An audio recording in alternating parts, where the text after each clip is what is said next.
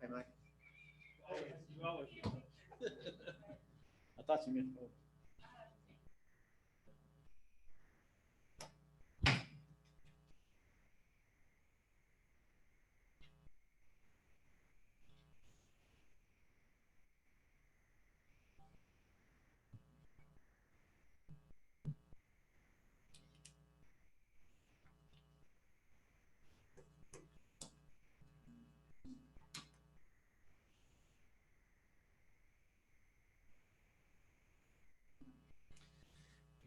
All right, at 6 o'clock, we'll go ahead and call our meeting to order.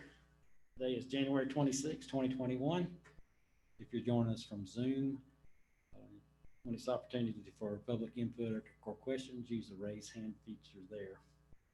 Also, you noticed Daniel Haygood's not with us tonight. He learned earlier this afternoon his father died, so you'll keep him in your prayers as he goes to deal with comfort his family.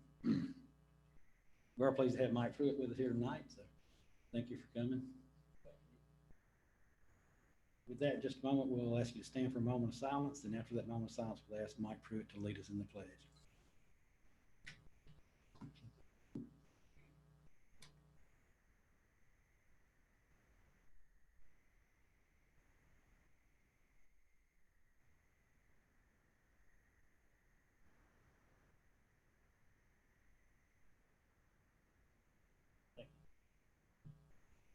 I pledge allegiance to the flag of the United States of America and to the republic for which it stands, one nation, under God, indivisible, with liberty and justice for all.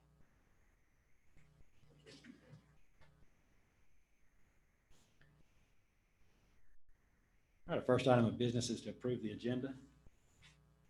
Make a motion that we approve the agenda as submitted. Second. We have a motion and second. All in favor? Aye. Thank you. Motion carries. Next item is statement and remarks from citizens. This is for anything that's not on our agenda for tonight. Anyone virtually? Thank you. Any statements or remarks from commissioners?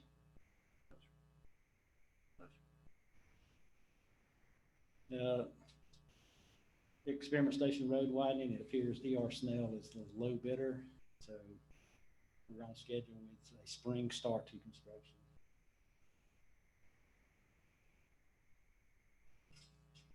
Next item is the report of the FY 2020 audit, and Wes, you want to come up, or you just gonna bring Clay? Thank you, Mr. Chairman. So Mr. Clay Pilgrim of Rushton is here to give us our annual audit report. As you know, in accordance with Georgia state law, every county gets audited by a third-party independent auditor, and that's what Mr. Pilgrim has done for us this year. So without further ado, I'll turn it over.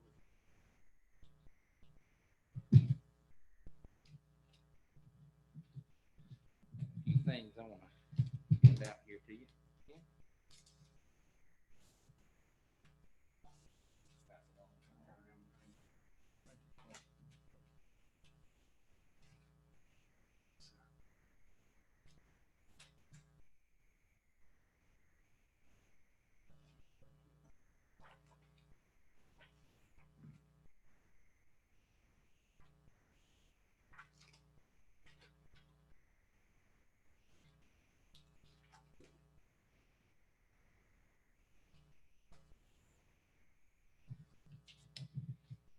All righty. Thank you, Mr. Chairman, and thank you, commissioners, for having Rushton to do your audit this year. This is our first year, as you know, as your new auditor.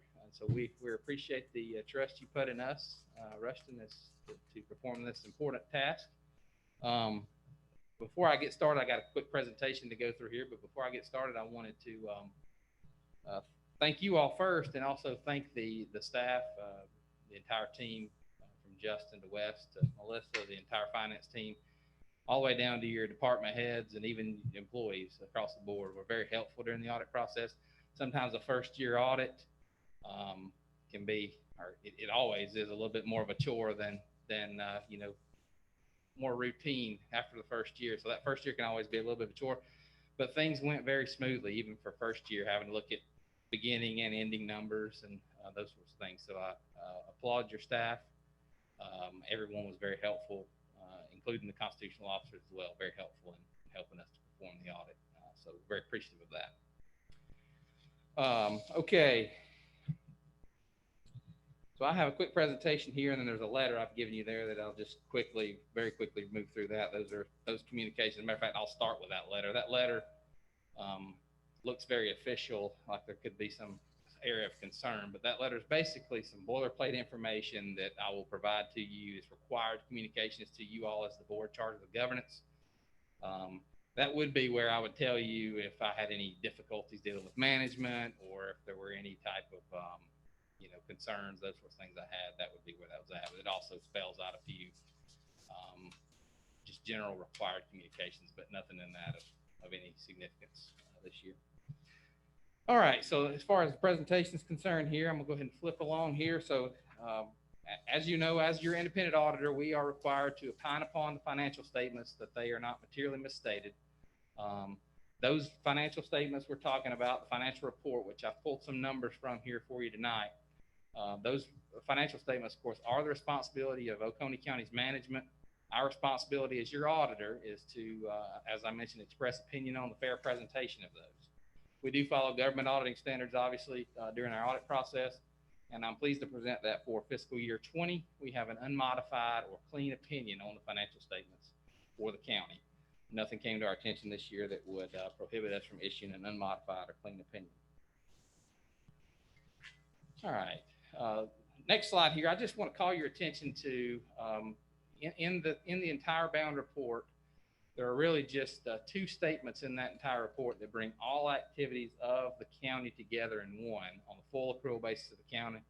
That is the what we call the government-wide statements, which is a statement of net position. It's going to be somewhat similar to a balance sheet for a business enterprise, and the statement of activities, which is going to be your income statement. Again, this is going to pull all funds, your general funds, SPLOST funds, enterprise funds, your water fund, all those funds together in one. And those are the only 2 statements in that entire lengthy report that bring all activities together. So a few numbers from those statements. You see here, I've got a net position, which is going to be the residual equity here of the county for the last 3 years. Kind of comparison here. You'll note there for fiscal year 20, net investment in capital assets. That's going to be your land, buildings, equipment, less accumulated depreciation on those assets, less any debt utilized to acquire those assets. 165, 441, 786. Restricted net position. This is going to be any SPLOST or other restricted funds that you grant funds or SPLOST funds that are restricted by an outside source that you had not yet expended due to timing at year end of $10,899,052. And you've got unrestricted net position $5,638,468. Gets you to your total net position $181,971,206. For the year, as you see there was a $7,457,908 increase in net position. That was due largely to revenues remain somewhat similar to the prior year, but public works and water and sewer expenses decreased this year. All right, the general fund. I know you all spent a good bit of time focusing on the general fund throughout the year. Of course, that's largely due to the fact general fund, of course, is the chief operating fund of the county. For the year, revenues of the general fund increased $1,973,824, or about 6.3%. That's due largely to property taxes increased $1,364,477, and the TABT, your title ad valorem tax there, increased $631,748. On the expenditure side, expenditures as a whole decreased $3,282,617, or about 10.7%. A few departments here that led to that decrease. Public Safety Department decreased $923,880, due largely to Fire Department capital outlay in the prior year. Public Works Department decreased $2,414,348, due again to some road maintenance and capital outlay in the prior year. And then Parks and Rec decreased $134 due to personal services and contract services expense side there. This is just a graphical depiction for you there of those numbers we just talked about there. Your revenue number, $33,203,076. The blue line there, kind of see a 3-year trend. On the green line is actually expenditures and transfers out. We include transfers out with the expenditures because, of course, you know, the general fund does oftentimes offset and transfer some money to some other funds for operations, like E911 is a good example. Typically has to be subsidized in the general fund. So when we're comparing, we typically include the transfers out number there, as they are typically year after year recurring. $29,888,943. All right, and just a few charts here to kind of give you a detail of your revenues by source and expenditures by function here in a moment.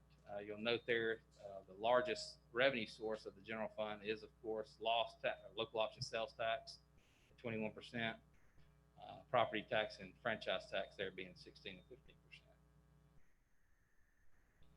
On the expenditure side, the largest function as far as expenditures is concerned, which is often the case in most counties and even cities, public safety 29%, public works there at 17%, and general government expenditures 18%. So there's your kind of a breakdown of your expenditures by function in the general fund. All right, the Department of Water Resources Fund. Operating revenue increased 663,079, or about 6.2%. That increase was due largely to water sales increased 1,023,475. Your sewer sales increased 89,016. Your wastewater capacity charges, some of those were up in the prior years. You had 409,306 decrease this year. Operating expenses decreased 1,601,207, or about 15.6%. I mentioned this earlier. The cost of sales and services decreased 1,838,901 due to most of some contract services in the prior year. Personal services increased 83,545, and depreciation on assets that I also referred to earlier increased 154,149. All right, SPLOST. I know you all probably spent a good bit of time as well discussing SPLOST expenditures with most of your capital improvements. You'll note here for fiscal year 2020, the county expended $7,276,892 of SPLOST proceeds. Of that, $2,913,627 came from the 2004 referendum, $53,732 from the 2009 referendum, and $4,309,533 from the 2015 referendum. All right, I mentioned our independent auditors report earlier. For this year, from time to time, we will have 3 reports that the auditor provides us in the annual financial report. This year, we only had 2. In any given year in which the county expends more than $750,000 of federal dollars, of course, we're required to do a single audit, so that would be a 3rd letter. For fiscal year 20, it was very close to that threshold, but the county did not expend $750,000 federal dollars, so we did not do a single audit. But we will have a single audit in fiscal year 2021 for sure with the CARES Act, the Coronavirus Relief Fund monies. But the 2nd letter in our report is always the report on internal control and other matters. This would be where we have any findings for the year as far as controls, processes, those sorts of things. Pleased to present, we had no material weaknesses, no material non-compliance. We did note one significant deficiency in the controls of the county. We also issue a separate management letter, sometimes with some suggestions for improvement, those sorts of things we feel like could provide efficiencies and those sorts of things during your processes, policies, and procedures. All right, we tried to be, as a firm, very proactive. I mentioned policies and procedures. We're very big on that, so we did a lot of testing on as far as your processes are concerned. But we also try to stay very proactive with you all as a board and with your management and staff regarding any new reporting changes. For fiscal year 2020, there were no new reporting standards that affected the county, but there are a few substantial ones that are coming, and we want to try to keep you abreast of those changes before they're on us. The first one is GASB statement number 84, which is fiduciary activities. This one's going to affect the county this fiscal year you're in now, fiscal year 2021. This was not overly substantial for the county, but it will affect the way those, I mentioned constitutional officers earlier, and those agency funds, sheriff, magistrate, clerk, all those, probate court, all those offices. Those are currently considered agency funds, as I mentioned. They're going to change that terminology. They're now required to be called custodial funds, and then how they're reported and some reporting requirements related to those is going to change for fiscal year 2021. So that will be implemented in this next fiscal year. The other one is going to affect everyone across the board, and that's GASB statement number 87, which is leases. You all have probably heard of this one. This one was coming. This one's going to affect pretty much every city, county, authority across the state. And also, GASB, as the Governmental Accounting Standards Board, sets standards for government entities, whereas FASB, the Financial Accounting Standards Board, sets standards for non-government entities. FASB has also issued new lease guidance. So pretty much any entity that does business is now going to be affected by some sort of lease guidance. So as you're aware, to quickly kind of summarize this one for you, I know you all probably aware now you currently account for leases as either a capital lease or an operating lease. Operating lease is like rent. Capital lease is going to be where you have a liability recorded and an asset, those sorts of things. This guidance sounds like it's trying to make it easier on us, that we're going to now account for them with a single approach instead of having 2 to evaluate. But what's really happening, it's going to lean more toward the capital lease with items hitting your balance sheet. So some things that might have previously been classified as an operating lease, where you're just booking rent expense or rent income if you're the lessor, are now going to go to the balance sheet as an intangible asset. So the main thing with this one, as you see here, this one's actually 2022, so it's a little ways out. Actually, both of those, 84 and 87, were postponed due to COVID. They GASB issued Statement 95 and postponed about 10 or 12 standards, and these were two of them. But we've been, just to give you an idea of the magnitude of this one, I've been teaching on this GASB 87 for probably 3 years already now, just because of the substantial nature of it and the fact. I've been discussing with all of my clients, basically at this point, come up with a list of those, contracts you have that may apply, not just all your leases, because some things may not be called leases that will qualify underneath this standard. So that one's coming down the road. Just wanted to make sure we keep you abreast of the changes. And that's all I have, unless you all have specific questions or items you'd like me to discuss. Any questions from any commissioners? No. Thank you, sir. Thank you very much. Thank you all. Thank you. Appreciate it. Thank you very much.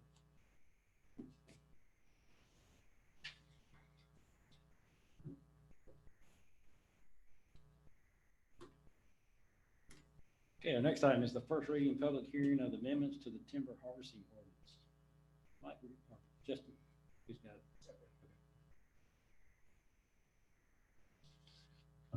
Thank you, Mr. Chairman, Commissioners. As part of the previous legislative session, there were changes made to state law regarding timber harvesting, which necessitated us to update our ordinance to comply with this. This is primarily the domain of the Forestry Commission, but there is some requirements of Public Works regarding notification and bonding, letter of credit requirements. What you have before you is an update which tracks the ACCG model ordinance, which follows the new state law. No significant changes to it except for the ones mentioned regarding the bonding and the notification requirements. This would be the first read of the ordinance tonight. Happy to answer any questions you may have. Very good. And this has been advertised, and our second reading will be February 2nd, and action also on that date. Any questions or comments on timber harvesting? No. Thank you, sir. Any public comment on timber harvesting? Anyone remotely?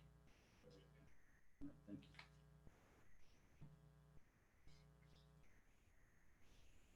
Our next item is discuss and consider a request to defer the public hearing for rezone number P200210, Deferred Tax LLC, to our regular meeting on March the 2nd, 2021. Anyone have any questions or comments on this one?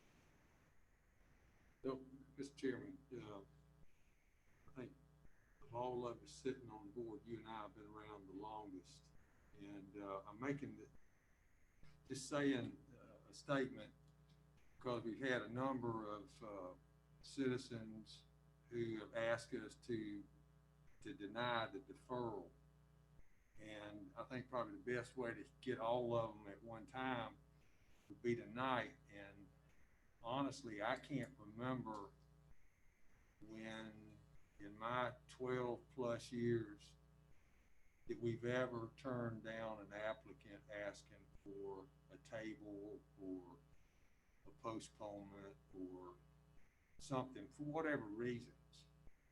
And I thought it was just always being as open as we could, allowing citizens to have their day in court, so to speak. And it didn't have anything to do whether an individual commissioner was for or against the project or the rezone. It was just somebody asked, and we just always done it. No more, no less. So to all the folks who have bothered to contact us, I certainly understand your feelings, but we would be breaking precedent if we did. So I would be glad to make the motion to defer it to the March date. Second. Okay, got a motion and second. Any discussion? I've got a comment, I guess more for the record, Mr. Chairman. I understand what Commissioner Horton is talking about as far as setting, precedent. I know there's a historical on approving deferrals. And I know that with rezones, there's a process, and I understand this is part of the process and there are procedures. But I would hope that the applicant if this board approves of deferral, I hope the applicant takes advantage of the additional time to reach out to the neighbors. I may be mistaken, but I have been told that there's not been any outreach from the applicant to the neighbors. Now, that's what I've been told by the neighbors. So I'm quite disappointed. I know I'm not trying to tell the applicant how to do their business, but when you're about to change the nature of that part of our county, you would think that the applicant would, want to talk to the neighbors a little bit. So I hope that if we approve this deferral from our February meeting to our March meeting, that our applicant utilizes this time to reach out to our neighbors. And I'd be very disappointed if they did. So, thank you. And Chuck is correct. I don't remember any time we have not allowed a deferral for any reason. Any other discussion? Okay. All in favor? Aye. Any opposed? Motion carries. Next item is discuss the award of the Eagle Tavern project request for proposal. Alex. Good evening, Commissioners. At the end of 2019, Precision Planning completed a historic structures assessment regarding the current status of the county's historic buildings. The assessment categorized project into really three broad categories: stuff that need to be done right away, or urgent projects, projects to complete within the next 5 years, and then stuff that you can do after 5 years, between 5 and 10 years. Two of the major urgent items discovered were problems with the foundation of Eagle Tavern and with the Central Schoolhouse. Some repairs were needed to shore up those foundations. So staff worked with Precision Planning to develop engineering documents to resolve these issues and use those documents in the foundation restoration project RFP. 3 companies responded to this RFP: Garland and Associates, Joma, and Industrial Mechanical Inc. And the RFP committee met to discuss the bid packages and unanimously recommended Garland and Associates contractors for the bid award. This is a planned historical SPLOST project. The cost proposals from Garland and Associates are as follows. So for Eagle Tavern, the cost will be $349,000, and for the Central Schoolhouse, it'd be $73,000, and for a total price of $422,000. It is recommended, or staff recommends, to proceed with the Garland and Associates response to the RFP to complete the Eagle Tavern Foundation project. I'd be happy to answer any questions you may have. Any questions of Alex? Believe this funding, so it's 2009 SPLOST until it's exhausted, and the rest will come from general fund. That is correct. I do have, when will they start the project? Or have Hopefully, they already- as soon as we can get on their schedule. Okay, so there's not going to be a delay. That's the hope. I think as soon as we can get Garland to get us on the schedule, we're going to pull the trigger and get started. Okay, all right, thank you. It's be all right for consent agenda for next week. Any public comment on this item? Anyone virtually? Thank you. Next item is discuss the bid award for Current Edge Solutions LLC. This is for generators at fire stations and senior center. CJ? Good evening, Mr. Chairman and Commissioners. Previously, this board allocated funding for the installation of generators at 5 fire stations and at the senior center. Selection committee was assembled and has unanimously reached the conclusion we'd like to award this contract to Current Edge Solutions for $208,013.40.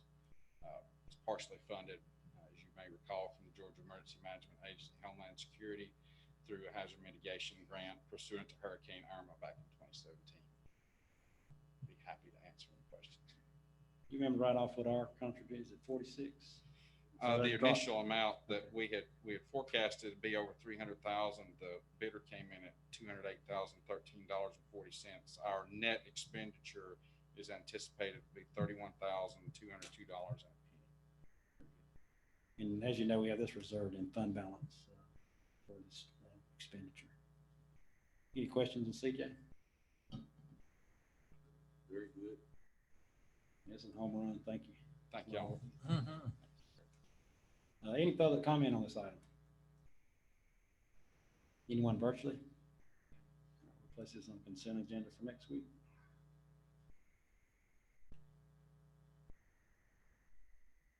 Next item is the update on the county bridge repairs, invitation to bid. Jody?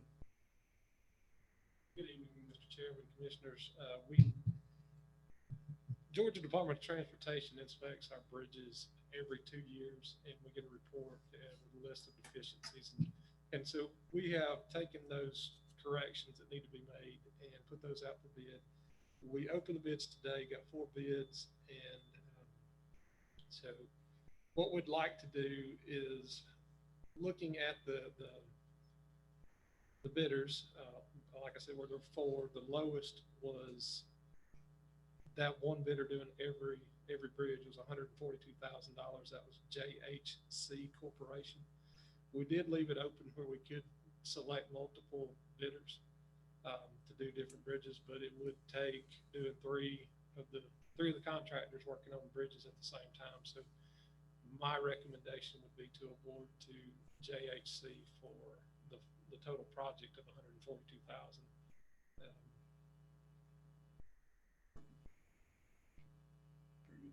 Any questions of Jody on this? Thank you. You all right with consent agenda on this item? Yes. Any public comment tonight on the award?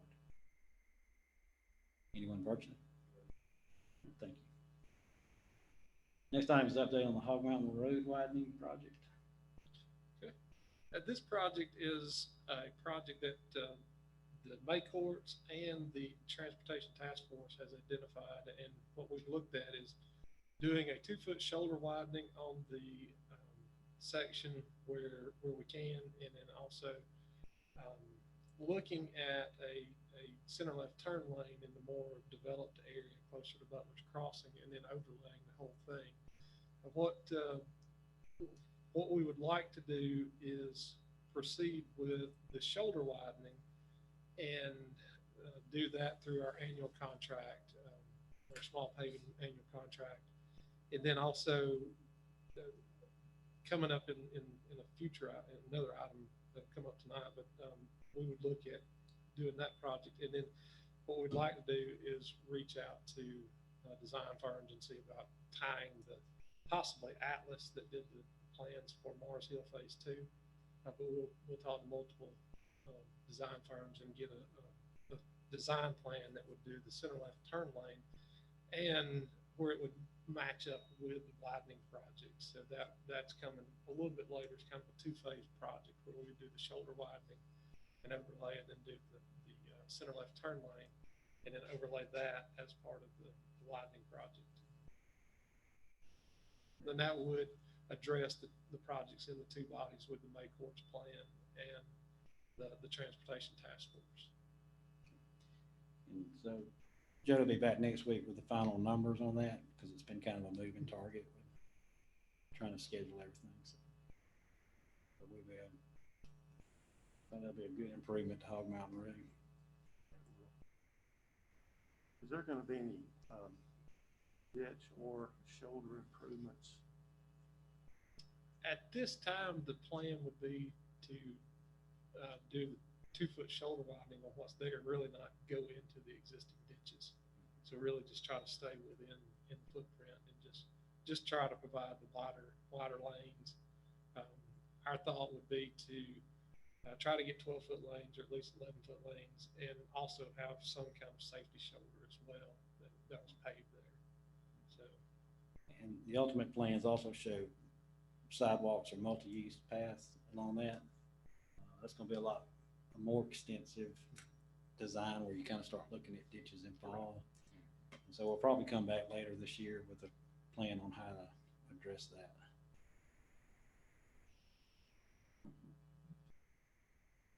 Thank you. Next item is to discuss the FY 2020 resurfacing project contract amendment. our annual resurfacing program has historically been a worst first approach, where we'll go out and do road ratings, and based on those ratings, make recommendations to the board of the roads that were resurfaced, would be resurfaced each year. And in doing that, historically, we have run across some areas where we may do one or two roads in the subdivision, and there's two or three or one or two roads left. So what we're trying to do is correct that, and we're still doing a worst first approach, but also looking at adjacent roads when we're in neighborhoods, because it is more cost efficient while we're in there, if they're in a similar condition, to go ahead and resurface it. And because it also helps from a maintenance standpoint. We're not putting the heavy resurfacing equipment back onto a road that we've just resurfaced. And it also gets the whole neighborhood kind of on the same cycle. So in doing that, in the 2020 program, we had a couple of roads in Stonebridge subdivision that were not included, but we went ahead and did those while we were in there. And so what we would like to do is come to the board and request a contract modification in the amount not to exceed $142,408.83, and that would be an adjusted contract amount of $2,236,545.83. There is money in the budget, so all we're really doing is we maximize what we can pay Matthews for that contract, so we have to bump it up. But there's no budget amendment necessary. The money's there, it's just got to update the contract. Mr. Chairman, what was those two streets? One was Stonebridge Circle, and there was one street off of Stonebridge Circle. I don't remember. But they were both, okay. Yes, sir, they were both in the same neighborhood. So that whole neighborhood is done at this point. Yes. Any other questions there? We are for consent agenda. Any public comment? Anyone virtually? Thank you. Now we're here to get an update on the FY 2021 resurfacing project. And Mr. Chairman, Commissioners, this is very similar to the previous item of the FY20 program. And in this, we do have a couple of roads where in the FY20 we're trying to do the worst first approach, but also looking at completing neighborhoods and completing roads. In the FY21 program, we would like to add Spartan Lane, the remainder of it back from Mason Mill back out to 441. And then approximately half of Belfair subdivision was resurfaced. And so we'd like to do the rest of that neighborhood. And then also, as I mentioned with the Hog Mountain Road project, do the resurfacing of that after the 2-foot widening project and do the resurfacing through the FY21 resurfacing program. So on Hog Mountain, when we go in and do the 2-foot widening, we'd go in, overlay that section, restripe it. So we don't have, it looks more uniform and actually gives us a little wider lane and a safety shoulder. And that we would anticipate coming back before the board at the February 2nd meeting with that as well. So we'll have final for the road you've already submitted plus these additional. We have the final pricing for that contract. Yes. Any comments or questions there? Thank you, Jerry. Next item is the FY21 second quarter financial update. Wes?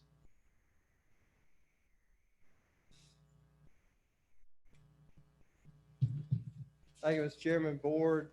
Good evening. I want to thank Rushton and Clay Pilgrim, and I didn't want to take up any more time with his presentation ending, but I would just say that we were with our former auditor for many, many years, and the first year of transitioning is sometimes a tough one, but it went really smooth, and Rushton did a good job, and Clay Pilgrim as the managing partner did a great job. They brought 5 auditors out at various times, and we moved really light speed, and we got submitted on December 21st, which is 10 days prior to what we did last year and 22 days prior to what we did the year before, which was a concern.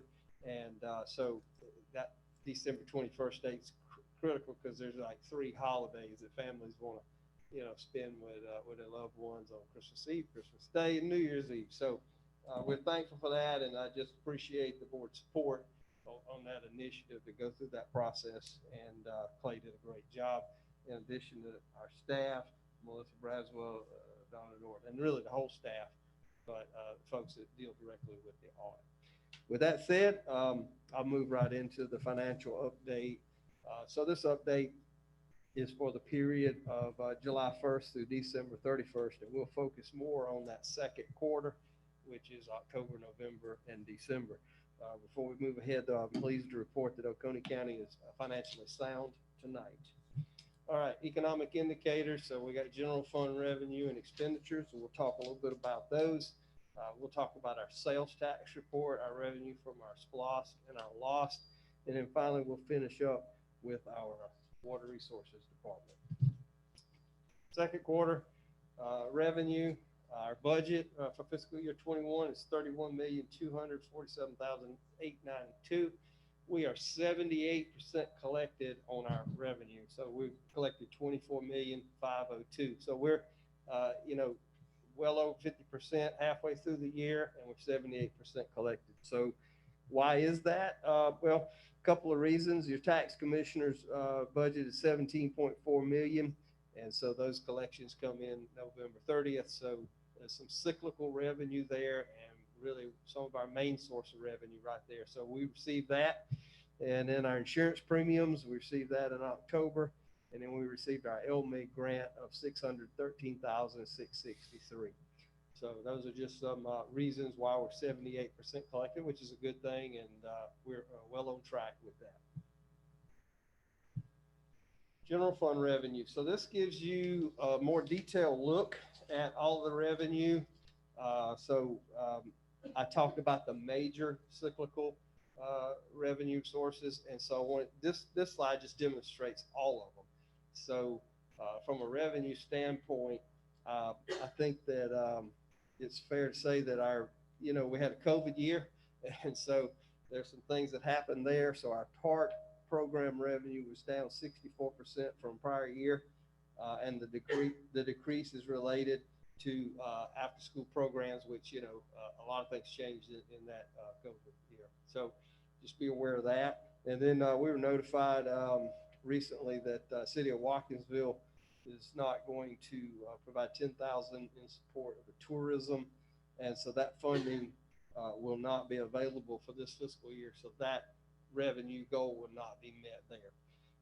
And then park facilities revenue. These are contracted programs and facilities rental. They're down 50%, and this is likely related to COVID as well. So we more than made up for those areas of revenue with other sources of revenue, fortunately. But there's just a couple of items of note on areas that are not really on track. And I think that in the future, that'll be corrected through the budget process or through a correction of, getting a vaccine and getting through this pandemic. All right, expenditure, second quarter, FY21, same budget. Our expenditures are 42%, $13,268,000. And so we've did a good job with our expenditures. We're below our 50%.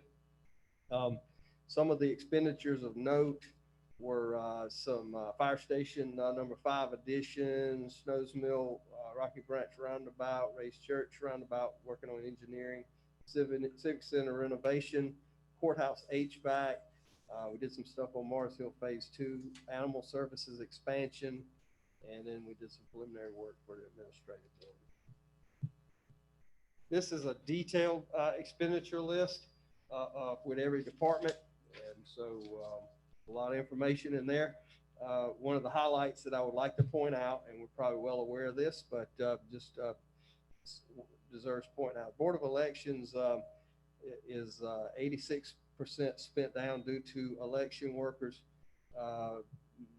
additional election workers being required for runoffs and recounts. So what we're going to do is we're going to probably do a budget amendment for that in the future once we see the full impact of that.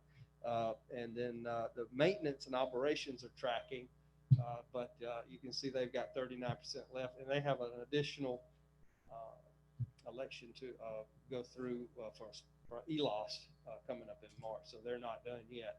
And again, that was due to the recounts and the runoff. So not unexpected as we started navigating through that process. So just wanted to point that out. Everything else is on track there. Okay, capital projects. So these are things that were approved in the budget process back in May and June of last year. Public Works excavator is in process for being ordered now, and some of this heavy equipment has to be built, and so it takes a little while. The IT capital, main part of that was the aerial flyover bid, and that is been approved through this board, and I think Alex reported on that recently, and we're well on our way to getting that done before the end of the year. So probably a flyover pending. The Parks and Rec, they have a $15,000 placeholder, and we've contacted them to get going on ordering that equipment. Other capital projects, road department, used road tractor, that's been ordered. The fleet maintenance new SUV was ordered. And then we had an additional $95,000 of fleet maintenance capital for vehicles, and those have been ordered. And then Parks and Rec new admin SUV and a Super Duty pickup for Parks and Rec. You can see the prices and the orders. And so these things have to be ordered, they have to be shipped, but most, if not all of that, is in transit or have been received. So the update I got yesterday was that it was in transit, meaning it's on a rail car, it's at the port, or it's in Atlanta, and we got to just get it delivered. So long lead times for these automobile manufacturers, equipment manufacturers, and so we're fortunate to have it at this stage where we are now. Sales tax, local option sales tax distributions. So you got FY20 column and you got an FY21 column. So you can see that we've had a overall good 6 months for sales tax. The key is that bar down at the bottom. We're 64% collected on our 6.3 projected revenue. So we're in good shape. We had a great November, as you can see, 767 to the previous November of 546. And then we had a good December. And so all things are tracking up in that area. There are multiple reasons, changes in state law, sales tax, online retailers being taxed, multiple reasons. So there's a lot of theories on it, and but we're tracking it, and we see good things. We see us meeting our goal, our revenue goal for this year. That's the good news. The other part of that is our SPOS, and again, taxes a few different things, and tax in a different way. So SPOS distributions go out, and we distribute that out to our cities as well. And so you can see the numbers there. We had again good November, and that kind of carried the day. We're 71% on our SPOS. Everything's tracking there. Sales tax is distributed by the state around the last day of each month. And it's one of our best economic indicators for how things are going in Oconee County and really the region. It demonstrates consumer confidence. And, the SPOS 15 is the one we're collecting now. And so we've got a little ways to go on that one.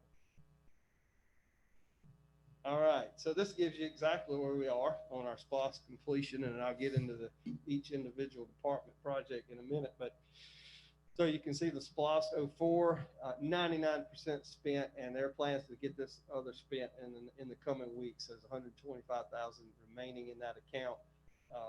And then the 2009 SPOS, you might have heard the chairman iterate earlier in the meeting about the historic property. So that 190 that's remaining there in the 09 SPOS, that will go towards the historic projects renovation that Alex discussed. And then that brings us to the SPOS 15, which is the current one, which runs out in 2022. Voters have already voted in the SPOS 2021. And we've got $6.4 million remaining to spend there. That's where we are, and we're still in the process of collecting that each month. Okay, there are your individuals SPOS project status. So you got, we have general obligation bond, debt retirement. So the green basically shows what's been expended, and then the other shows what the remaining funds are. So I would say everything's on track there. The historic scenic has not been spent, but you just heard that plan, you heard the number, so we're well on our way, and that work will begin soon, and we should get that done. So the other areas, library facilities, there's a plan for that, and then economic development, there's a plan for that as well. So everything else is either spent or well on its way. Other SPOS projects that were involved, HVAC systems, 25,000, that's in progress. Bogart Sports Complex Storage Building, that's a two-part process. So there's one where we demolished a building, another where we're about to build a building. And then courthouse HVAC system study, that's well on its way. And again, parts being ordered and things being shipped. It's a major project. And then the other things there, you can see the recycle trailer going to happen this spring. The Axe building up in Bogart, building renovations, there's a lot of work done there. That is complete. And then Fire Station 5 renovation is 90% complete. There's just a few odds and ends there to clean up, and we'll be done with that one. Other SPOS projects, transportation improvement plan. You just heard your Public Works Director, Jody, get up and talk about that. So you got a plan there. Water and sewer plan in progress. A lot of things being done there with the contracts that we approved during the budget with our two vendors. And fire engine and equipment. We received one fire engine, but we turned around and ordered another truck. So that one's being built, and so that's why that shows in progress. And then that'll be the final piece of major fire equipment being purchased with the 2015 SPOS. Animal Services Facility 558, that's in progress, getting close there, and some exciting things going on down there. Court system technology improvements be done this spring. Hopefully, the law enforcement vehicles, that's completed, and those vehicles are more uniform and more readily available. So that was easily completed. Historic property improvements, that's in progress as well. And in administrative building, there's a lot of work being done on that. That's your budget. There's some progress there as well. Water resources, second quarter, revenues on track, budget of $10.2 million, revenue 58% collected, and they're well on their way. It's 5.9, so they're in good shape.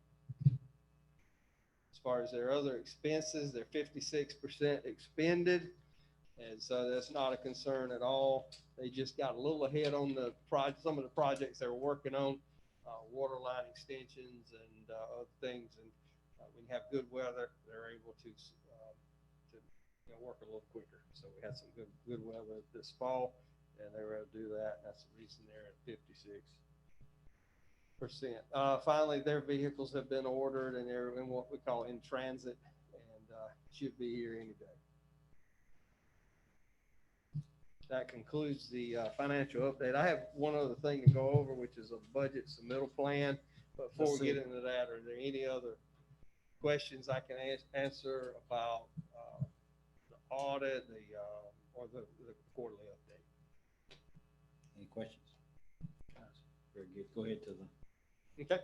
budget. FY22 budget submittal plan. You got a copy of this, and it was discussed at our strategic plan meeting last week. And so I'm just coming before you tonight to get it approved officially. So some keystone dates here, January 26th tonight, I'm presenting it officially, and then we'll issue it out to all the department heads and the elected officials. Then February 26th, a month later, budget request back due to finance, and then March 1st through 12th, recommendations back due to departments. Then 15th through the 19th of March, recommendation review meetings as requested. And then March 20th through April 2nd, budget consideration. The 5th through the 16th, commissioner review of these recommendations. Then April 27th, draft budget presented to the board. May 4th, we'll do the budget proposal. May 18th will be our first public hearing of the 2022 budget, and then June 1st, second public hearing and approval of the 2022 budget. So I know No it's a lot changes of since, dates. yeah, no changes since we met, last week for the strategic planning. So it's okay with consent agenda on that? Yes. We do have the need of an executive session for personnel and land acquisition. Make a motion to go in executive session, to discuss land acquisition and personnel matters. Second. We have a motion and second, all in favor? Aye. Thank you, motion carries.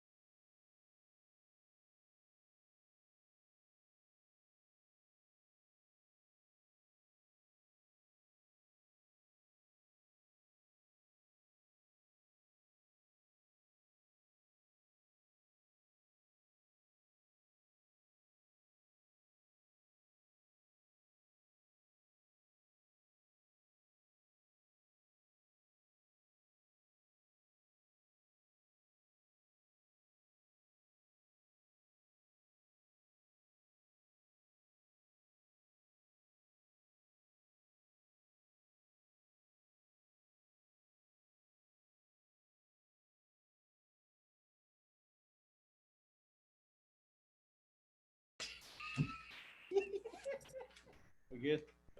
We need a motion to go back in regular session. Second. We have motion second, all in favor? Aye. Thank you. Commissioner Saxon, Motion adjourned. Second. we are adjourned. Thank you very much.